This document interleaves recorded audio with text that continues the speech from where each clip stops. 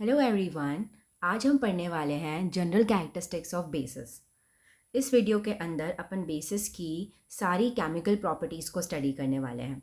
ठीक है, तो बिफोर केमिकल प्रॉपर्टीज़ को स्टार्ट करने से पहले अपन कुछ बेसिक प्रॉपर्टीज़ बेसिस की जान लेते हैं, जो हम अपने पिछले वीडियोज़ में भी स्टडी करके आए हैं।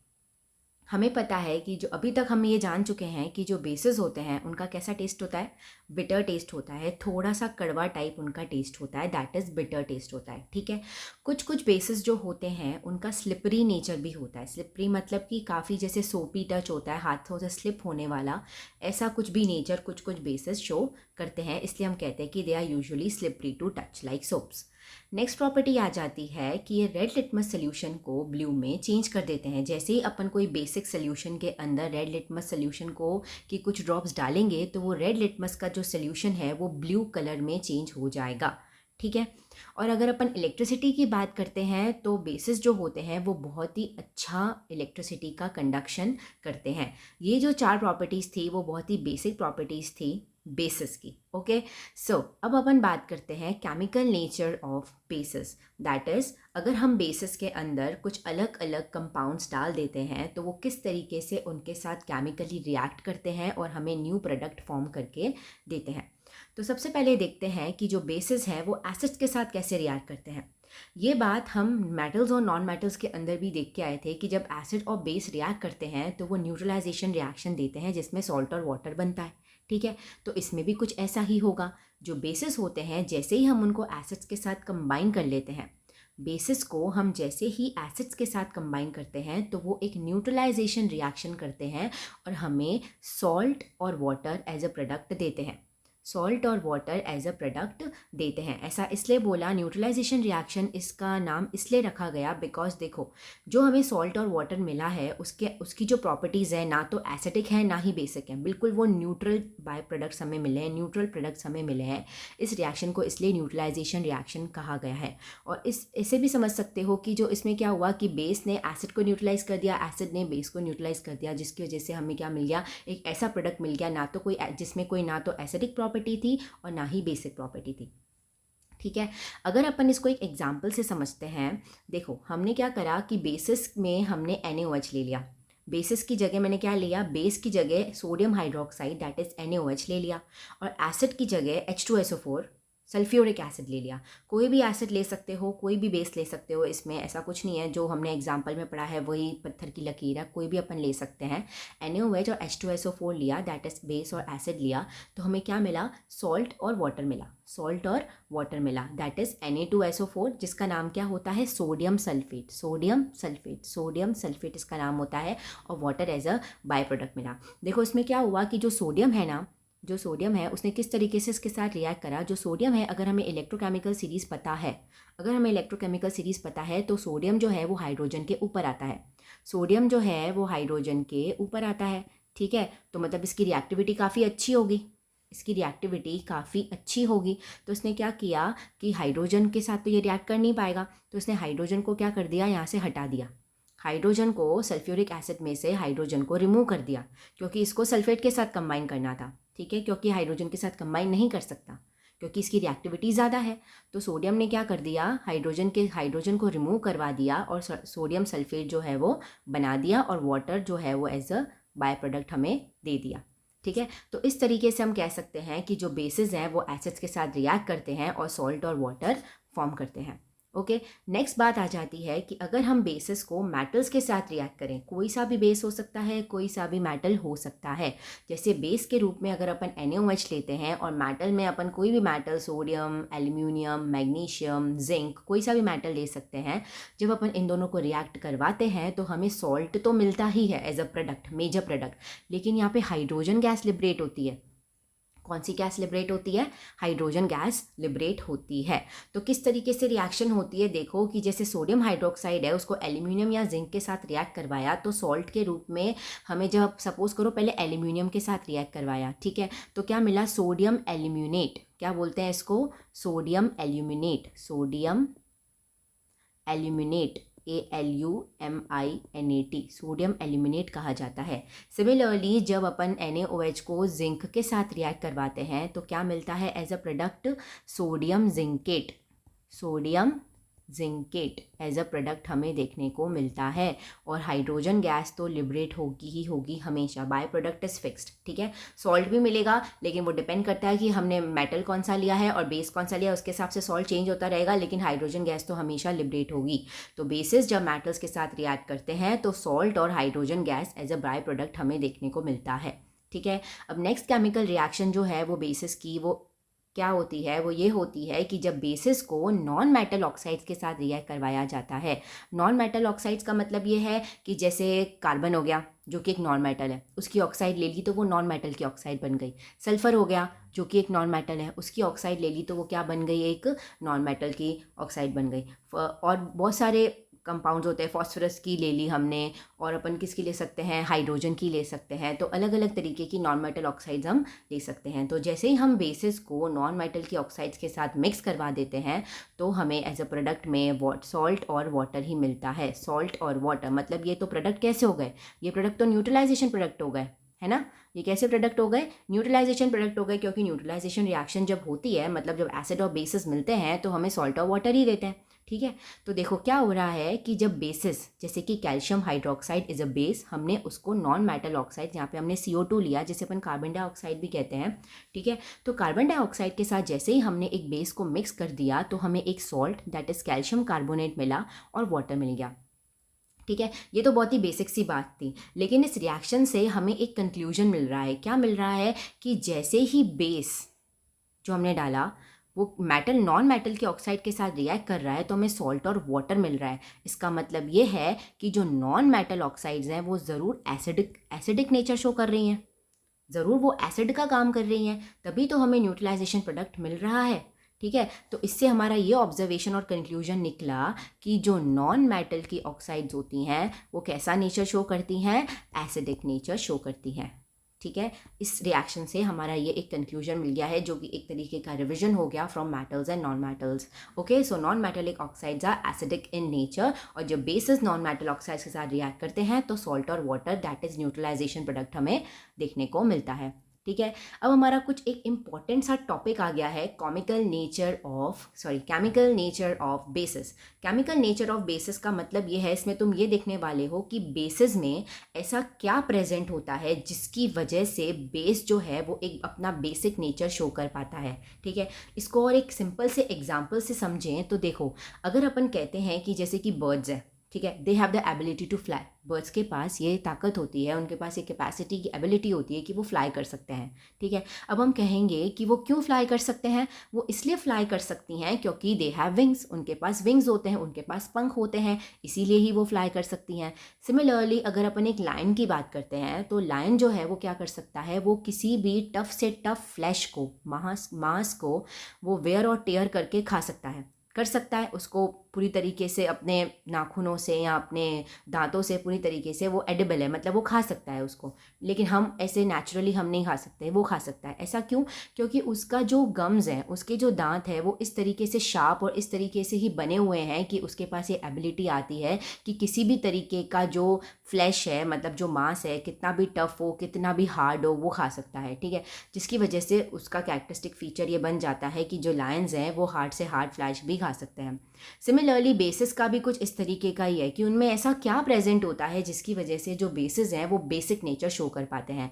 बहुत ही ईजी सा इसका एक्सप्लेनेशन और आंसर है कि देखो, बेसिस को जब भी अलग अलग तरीके के बेसिस हमने लिए और सबको जब हमने वाटर में डिज़ोल्व किया ना, तो एक कॉमन चीज़ हमें सभी बेसिस में दिख रही थी। क्या दिख रही थी? OH आयंस का लिबरेशन। क्या दिख रहा था? OH आयंस का लिबरेशन। जैसे ही किसी बेस को वाटर में डिज़ोल्व किया जा रहा था तो वो क्या कर रहे थे? हाइड्रोक्साइड आयन, OH आयंस को क्या कहते हैं? हाइड्रोक्साइड आयन भी कहते हैं। OH ions is also known as hydroxide ion, इसको अपन हाइड्रोक्साइड आयंस भी कहते हैं, ठीक है।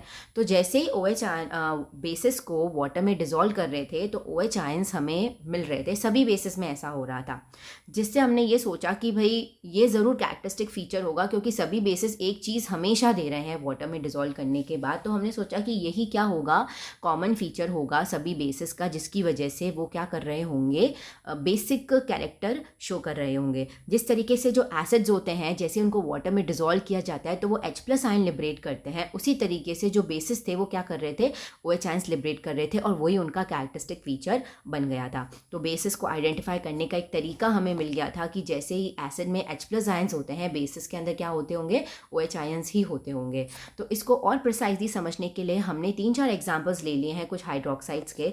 अब अपन क्या कर रहे हैं, इसको वाटर में डिजोल्व कर रहे हैं। देखो जैसे कि हमारे पास सोडियम हाइड्रोक्साइड है NaOH, ये क्या होता है, सॉलिड स्टेट में होता है। अभी इसका नेचर क्या है, ये सॉलिड में पाया जा रहा है। हमने लैब्स में सोडियम NaOH की बॉटल्स पड़ी होती है, कुछ फ्लेक की अपीयरेंस होती है, मतलब कुछ इस तरीके के इसमें ऐसे फ्लेक्स प्रेजेंट रहते हैं वाइट कलर के। तो NaOH को क्या किया, जो कि एक सॉलिड है, उसको वाटर में डिजोल्व कर लिया। तो ये किस तरीके से टूटा, देखो Na+, अब ये एक्वस स्टेट में हो चुका है। AQ मतलब एक्वस स्टेट में, मतलब वाटर में डिजोल्व हो चुका है, प्लस OH- एक्वस।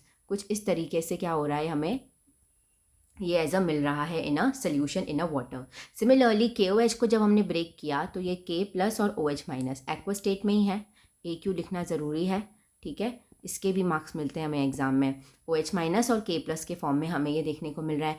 NH4OH जो है, जैसे कि देखो ये कैसे टूटेगा, NH4+ aqueous plus OH- aqueous, ठीक है, ये भी इस तरीके से ब्रेक हो रहा है। मैग्नीशियम हाइड्रोक्साइड को अगर अपन तोड़ते हैं, वाटर में डिजोल्व करते हैं, और प्रिसाइजली बोलूँ तो ये किस तरीके से ब्रेक होगा, Mg+2 एक्वस और 2OH- एक्वस, ठीक है। तो देखो इन सभी बेसिस के अंदर हमने ये देखा कि जैसे ही हम उसको वाटर में डिजोल्व कर रहे हैं तो मेटल्स देखो चेंज हो रहे हैं। मेटल्स, नॉन मेटल्स क्या हो रहे हैं, मतलब जो कटायनिक पार्ट है वो तो सेम है, लेकिन जो अनायनिक पार्ट है, OH आयंस वो क्या है, वो सब में क्या आ रहे हैं, हमें कॉमन दिख रहे हैं। तो हमने यही कहा कि जो बेसिस होते हैं वो क्या करते हैं, OH आयंस ज़रूर लिबरेट करते होंगे और यही इनका कैरेक्टरिस्टिक फीचर है। और इसी से ही बेसिस की डेफिनेशन भी आ गई, जिसको अर्हेनियस ने दिया था। बेसिस की क्या आ गई, डेफिनेशन आ गई, जिसको किसने दिया था, अर्हेनियस ने दिया था। अर्हेनियस कौन था, साइंटिस्ट था, ठीक है, अर्हेनियस ने दिया था इसको, ठीक है। और उन्होंने ये कहा था, अर्हेनियस ने कहा था कि भाई जो बेसिस होते हैं वो ऐसे सब्सटेंसेस होते हैं जो कि वाटर में डिसॉल्व करने के बाद OH आयंस को लिबरेट करते हैं। बेसिस आर दो substances which liberate OH ions in the solution. OH ions में वो OH आयंस की कंसंट्रेशन सोल्यूशन के अंदर बढ़ा देते हैं, OH आयंस लिबरेट कर देते हैं, और इसको अपन अर्हेनियस इक्वेशन या अर्हेनियस डेफिनेशन ऑफ बेसिस भी कहते हैं। जिस तरीके से इसने एसिड्स की डेफिनेशन दी थी उसी तरीके से बेसिस की भी दी थी। एसिड्स में क्या कहा था अर्हेनियस ने कि वो H+ आयन लिबरेट कर देते हैं सोल्यूशन में, और बेसिस में कहा था कि ये OH आयंस लिबरेट कर देते हैं, ठीक है। तो इस तरीके से हमें पता पड़ गया कि बेसिस का बेसिक नेचर किसकी वजह से होता है। बेसिस का बेसिक नेचर OH आयंस की वजह से होता है, और ये चीज़ हमें अर्हेनियस ने बताई।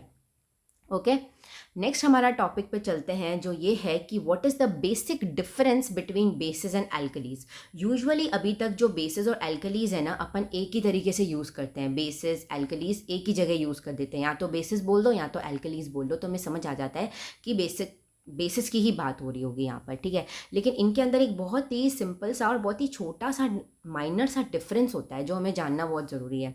देखो बेसिस का अभी तक हमें पता है कि जो बेसिस हैं वो क्या होते हैं कि भाई OH आयंस लिबरेट कर लेता है, यही हमें पता है, ठीक है। यही अभी तक हमें पता है कि जो बेसिस होते हैं वो OH आयंस लिबरेट करते हैं, जो OH आयंस लिबरेट नहीं करेगा उसे हम बेसिस कंसिडर नहीं कर सकते हैं, ठीक है। और अभी तक हम ये भी जानकर आए हैं कि जो मेटल की ऑक्साइड्स होती हैं, मेटल की जो ऑक्साइड्स होती हैं, मेटल की जो हाइड्रोक्साइड्स होती हैं, वो क्या नेचर शो करती हैं, बेसिक नेचर शो करती हैं। मेटल की जो ऑक्साइड्स होती हैं और मेटल की जो हाइड्रोक्साइड्स होती हैं वो क्या नेचर शो करती हैं, बेसिक नेचर शो करती हैं। और एक और बात, अभी तक हमने जितने भी एग्जांपल्स देखे बेसिस के, जैसे NaOH लिया, KOH लिया, मैग्नीशियम हाइड्रोक्साइड लिया, इसके अंदर जो कटायनिक पार्ट था वो क्या था, मेटल ही था। मैग्नीशियम भी एक मेटल है, सोडियम भी एक मेटल है, पोटेशियम भी एक मेटल है, लेकिन अमोनियम हाइड्रोक्साइड वो तो मेटल नहीं है, ammonia is not a metal. फिर भी हमने इसको क्या कर दिया, बेस के अंदर ही पढ़ा है, इसके अंदर हमने बेसिक प्रॉपर्टीज़ भी देखी हैं। तो अब यहाँ पे एक क्वेश्चन अराइज होता है कि जब हम कह रहे हैं कि जो मेटल की ऑक्साइड्स होती हैं, मेटल्स की जो ऑक्साइड्स होती हैं वो क्या होती है, मेटल की ऑक्साइड्स और हाइड्रोक्साइड्स जो है वो बेसिक नेचर शो करती हैं, लेकिन हम तो नॉन मेटल की हाइड्रोक्साइड्स को भी यहाँ बेस मान रहे हैं, तो ऐसा कैसे हो गया। ठीक है। देखो हमने यहाँ लिख भी रखा है कि but NH4OH it is not a metal oxide, ना तो ये मेटल की ऑक्साइड है ना ये मेटल की हाइड्रोक्साइड है, लेकिन फिर भी हम इसको बेस की तरह ही पढ़ रहे हैं। इसके अंदर हमने कुछ बेसिक प्रॉपर्टीज़ देखी हैं और ये बेसिक नेचर शो भी कर रहा है। तो देखो इसको समझने का एक बहुत ही सिंपल सा तरीका है। जो हमारे बेसिस होते हैं ना, वो 2 तरीके के होते हैं। बेसिस जो हैं वो 2 तरीके के होते हैं। कुछ बेसिस तो वाटर के अंदर सॉल्यूबल हो जाते हैं, कुछ बेसिस तो वाटर में सॉल्यूबल हो जाते हैं, और कुछ जो होते हैं वो वाटर में सॉल्यूबल नहीं होते हैं। कुछ जो बेसिस होते हैं वो पानी में सॉल्यूबल होते हैं और कुछ बेसिस जो हैं वो पानी में सॉल्यूबल नहीं होते हैं। और जो बेसिस वाटर में सॉल्यूबल होते हैं वो OH आयंस को लिबरेट कर देते हैं। वो जैसे ही पानी में डिज़ोल्व होंगे वो OH आयंस को लिबरेट कर देंगे, जैसा हमने पहले देखा है। NaOH को डिज़ोल्व किया था, डिज़ोल्व हो गया, OH आयंस दिया। KOH को डिज़ोल्व किया, जैसे ही डिज़ोल्व किया OH आयंस दे दिया। ठीक है, तो जो भी वाटर में डिज़ोल्व होंगे वो OH आयंस देंगे और उनको अपन क्या बोल देंगे, वाटर सोल्यूबल बेसिस। उनको हम क्या कह देंगे, वाटर सोल्यूबल बेसिस। और जो पानी में सोल्यूबल नहीं होंगे तो वो OH आयंस दे ही नहीं पाएंगे, वो OH आयंस लिबरेट कर ही नहीं पाएंगे, लेकिन फिर भी वो बेसिस तो रहेंगे क्योंकि वो बेसिस की कैटेगरी में ही है। बेसिस होते ही 2 तरीके के हैं। अगर वो डिज़ोल्व नहीं हो रहे हैं तो उसका मतलब ये थोड़ी है कि वो बेसिस नहीं है, वो बेसिस हैं लेकिन वो पानी में डिज़ोल्व नहीं हो रहे हैं। तो बस यही यहाँ पे हमारा एल्कलीज की डेफिनेशन यहाँ से ही आ जाती है कि जो बेसिस पानी में डिज़ोल्व होते हैं और वो OH आयंस लिबरेट, अगर पानी में डिज़ोल्व होंगे तो OH आयंस डेफिनेटली लिबरेट करेंगे और उनको अपन एक और नाम दे देते हैं जिसका नाम होता है एल्कलीज। ठीक है, मतलब हम ये कह सकते हैं कि the water soluble bases are known as alkalis. जो बेसिस वाटर में सोल्यूबल होते हैं उन्हें अपन क्या कहते हैं, एल्कलीज कहते हैं। ठीक है, और जो वाटर सोल्यूबल नहीं होते हैं उनको अपन एल्कलीज तो नहीं कहते बट हम उन्हें बेसिस तो कहते हैं। बस ये सिंपल सा डिफरेंस होता है बेसिस के बीच में और एल्कलीज के बीच में। तो हम ये कह सकते हैं कि जो ऑल एल्कलीज, जितने भी एल्कलीज होते हैं वो बेसिस होते हैं, लेकिन सारे बेसिस एल्कलीज हों ये ज़रूरी नहीं है। क्यों? क्योंकि जो बेसिस होते हैं वो 2 तरीके के हो सकते हैं, वाटर सोल्यूबल और वाटर इनसोल्यूबल। लेकिन जो एल्कलीज होंगे वो तो वाटर सोल्यूबल ही होंगे, और वाटर सोल्यूबल होंगे तो OH आयंस वो हमें डेफिनेटली देंगे। वो पानी में डिज़ोल्व हो गए तो OH आयंस हमें देंगे ही देंगे, और अगर वो देते हैं तो वो बेसिस हैं।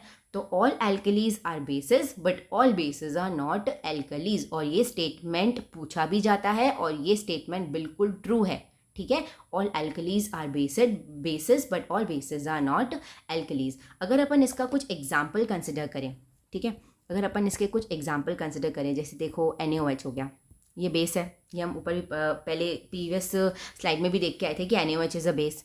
उसके अलावा KOH, ये भी वाटर सोल्यूबल बेस हो गया। और अगर अपन एग्जाम्पल लेते हैं मैग्नीशियम हाइड्रोक्साइड, ये भी क्या हो गया, बेस हो गया। और एक पोटाशियम ऑक्साइड, ये भी क्या हो गया, एक बेस हो गया। और अगर अपन बात करते हैं NaHCO3 और Na2CO3, ये दोनों भी क्या होते हैं, ये बेसिस ही होते हैं। अब आप बोलोगे कि मैम ये चारों एग्जाम्पल्स तो बहुत रिलेटेबल है, ठीक है, ये तो डेफिनेटली क्या है, बेसिस हैं, ये तो समझ में आ गया। लेकिन NaHCO3 और Na2CO3 ये कैसे बेसिस हो गए, ये तो सॉल्ट्स होते हैं।